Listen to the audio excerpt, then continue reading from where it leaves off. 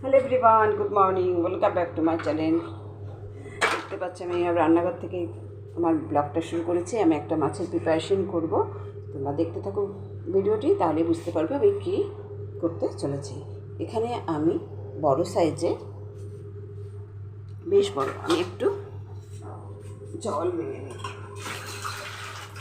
বড় সাইজে কতগুলো মাছ নিয়েছি। দেখো, মাছগুলো আমি ভালো করে ধুয়ে জল ঝরিয়ে নিয়েছি। এখানে কিছুটা পেটে নিয়েছি আর কিছুটা দাগা নিয়েছি। এবার আমি এটা ম্যারিনেট করব। তার জন্য দেবো আমি এখানে, তোমরা লেবুও দিতে পারো, ভিনিগারও দিতে পারো। আমি ইউজ করছি ভিনিগার। 1 চামচের মতো ভিনিগার দিয়ে দিচ্ছি, ব্যাস। আর দেবো হচ্ছে 1 চামচ গোলমরিচ গুঁড়ো। এটা দিয়ে খুব ভালো করে কিন্তু পেস্ট মাখতে হবে। আমি এখন লবণ দিচ্ছি না।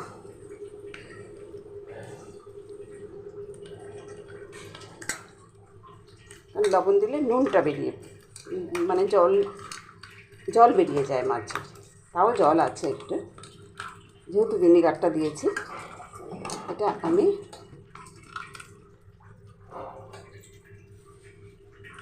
এমনি আমার রান্না হয়ে গেছে। আজকে এই মাছ ফ্রাইটা করব।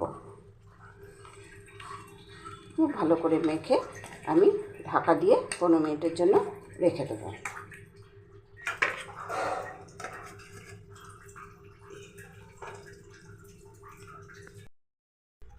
আমি 15 মিনিট বাদে ফিরে এসেছি। এটার মধ্যে কতগুলো মশলা নিয়েছি। আমি দিয়ে দেবো হচ্ছে, দেখো মশলাটা আমি নিয়েছি। এখানে রকম মশলা, 1 রকম, 2 রকম, 4 রকম, 5 রকম মশলা আছে। আর এখানে দিয়ে দেবো খানিকটা লবণ, এমনি তোমরা লবণ নেবে। দিয়ে দেবো এখানে আদা রসুন পেস্ট, বেশ অনেকটাই আদা রসুন পেস্ট। দিয়ে দেবো 1 চামচ ধনে গুঁড়ো, 1 চামচ দিয়ে দেবো জিরে গুঁড়ো, জিরে পাউডার। আমি একটা ভাজা মশলা করে নিয়েছি, সেই ভাজা মশলাটাও দিয়ে দেবো। দেখো, ভাজা মশলাটা দিয়ে দিলাম। আর দিয়ে দেবো একটু তন্দুর মশলা। আর দিয়ে দেবো টারমারিক, হলুদ। আমি পুরোটা দিয়ে, আর দেবো হচ্ছে এখানে আমি 3 চামচের মতো দই নিয়েছি। 3-2.5 চামচের মতো একদম জল ঝরানো দইটা কিন্তু এখানে ইউজ করতে হবে।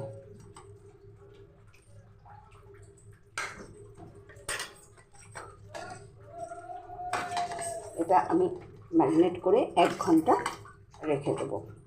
এটা তোমরা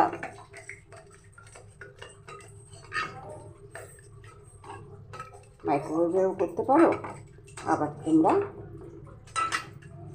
গ্যাসের ওভেনেও করতে পারবো। আর দেবো হচ্ছে সর্ষের তেল। আমি এটা দিতে ভুলে গেছিলাম।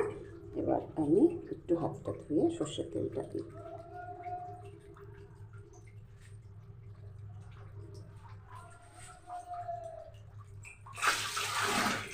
এবার দেবো আমি এখানে সর্ষের তেল, খানিকটা সর্ষের তেল। এই দেখুন,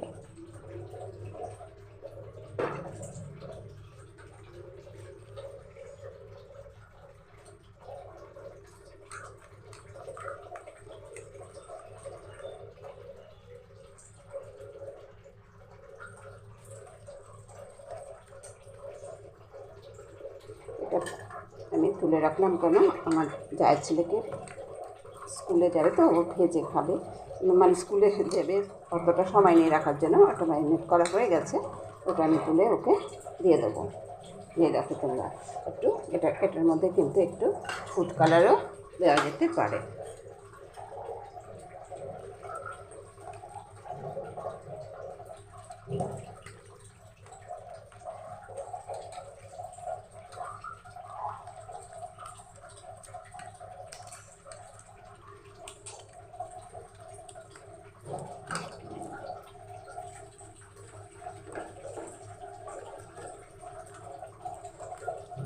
খুব ভালো করে আমি এটা ম্যারিনেট করেছি, তোমরা দেখতেই পাচ্ছ।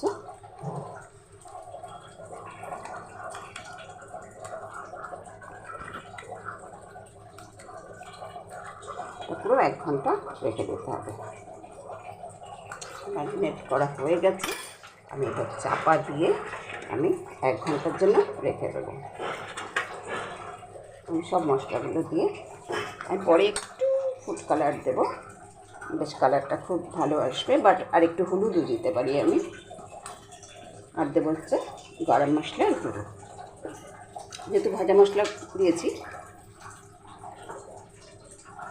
আমি লাস্টে দেবো একটু গরম মশলা গুঁড়ো। এখন আমি এটা চাপা দিয়ে ঢাকা দিয়ে 1 ঘন্টা ফ্রিজে রেখে দেবো।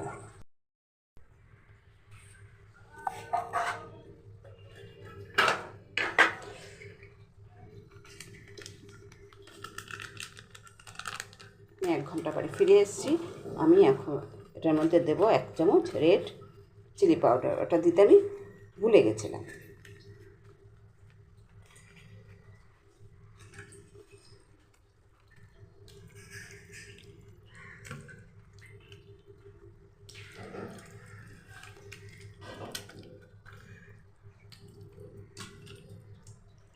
রেড চিলি পাউডারটা দিলে কালারটা খুব ভালো হয়।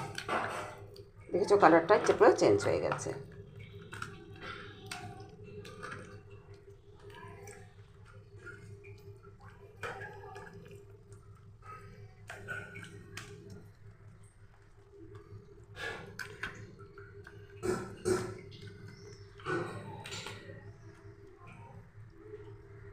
এটা যে কোনো মাছ দিয়েই করা যেতে পারে। আমি এখানে রুই মাছ দিয়ে করেছি, তোমরা ভেটকি মাছ, ভোলা মাছ দিয়েও করা যায়, তপসি মাছ দিয়েও করা যায়।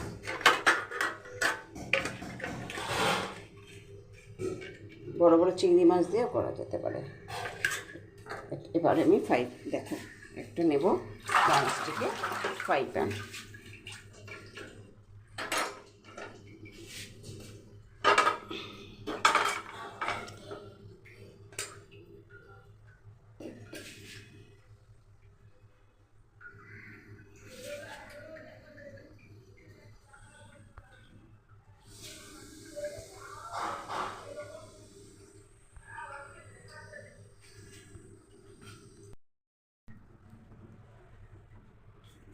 চাটুটা আমার খুব ভালো করে গরম হয়ে গেছে। এবার আমি দিয়ে দেবো সর্ষের তেল। এখানে কিন্তু খুব একটা বেশি তেল লাগে না। দিয়ে দিয়েছি সর্ষের তেল, কারণ চাটুটা যদি না ভালো করে গরম করি না তাহলে এটা লেগে যাওয়ার চান্স থাকে। খুব ভালো করে গরম হয়ে গেছে, এবার আমি মাছগুলো দিয়ে দেবো। মশলা সমেত কিন্তু মাছগুলো দিতে হবে। দেখো মাছগুলো কত সুন্দর কালার এসছে। মশলা সমেত মাছগুলো দিয়ে দিচ্ছি।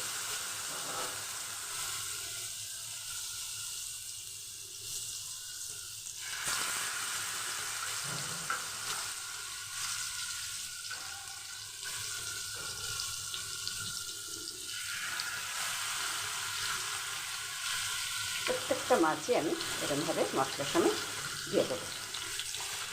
আমার ফ্রাই প্যানটা বেশ বড়ো আছে, আমি একসঙ্গে দিয়ে দিই, সব মাছগুলো দিয়ে দেবো।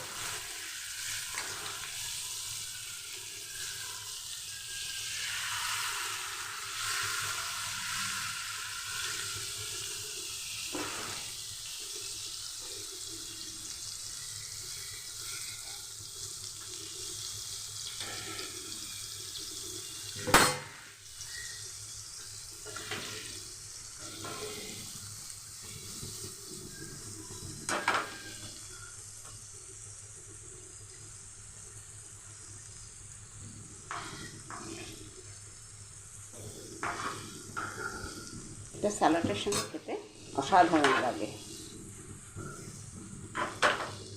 আমি আরেকটাও সাইড করে দিয়ে দেবো, একটু মশলাও দিয়ে দেবো।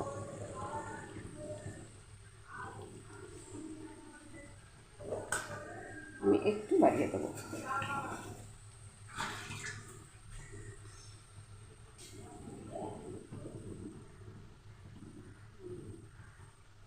এখানে চাপা দেওয়ার দরকার নেই, যেহেতু ওটা তন্দুর একটু পোড়া পোড়া হবে।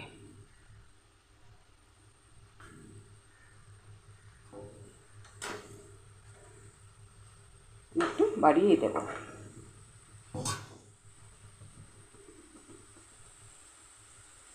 আমার কিন্তু একটাও লেগে যায় না।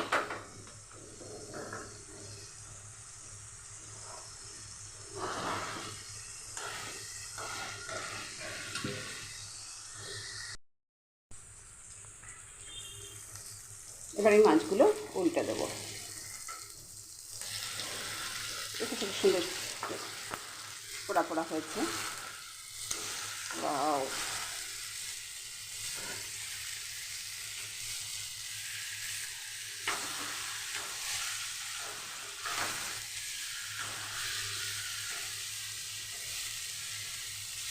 একটা মাছে আমি উল্টা দিচ্ছি।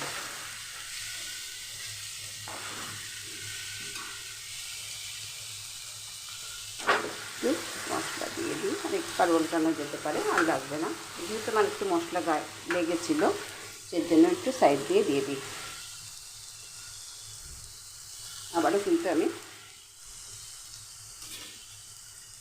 ফ্লেমটা বেশ বাড়িয়ে দেবো, তারপরে কমিয়ে দেবো। যেহেতু এটা রুই মাছ বা কাতলা মাছ, সেজন্য হতে একটু টাইম লাগে। অন্যান্য মাছ কিন্তু হতে টাইম লাগে না, যেমন ভোলা মাছ, ভেটকি মাছ, পাম্পলেট মাছ, এগুলো হতে সময় লাগে না।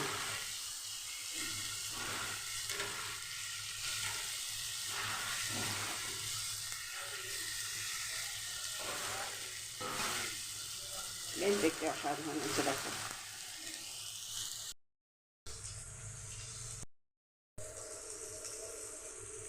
দেখো আমার তন্দুর হয়ে এসছে।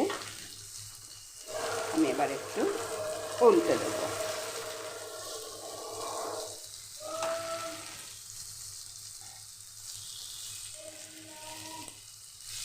একদমই হয়ে গেছে।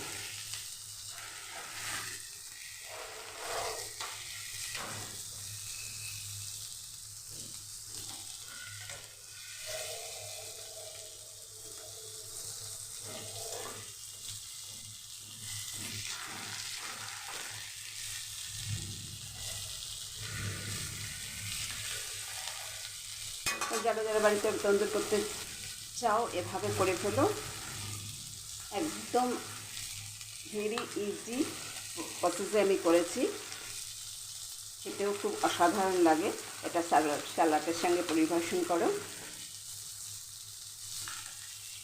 বাড়িতে গেস্ট আসলে কিন্তু এটা দেওয়াই যেতে পারে। আমার তন্দুর একদম রেডি।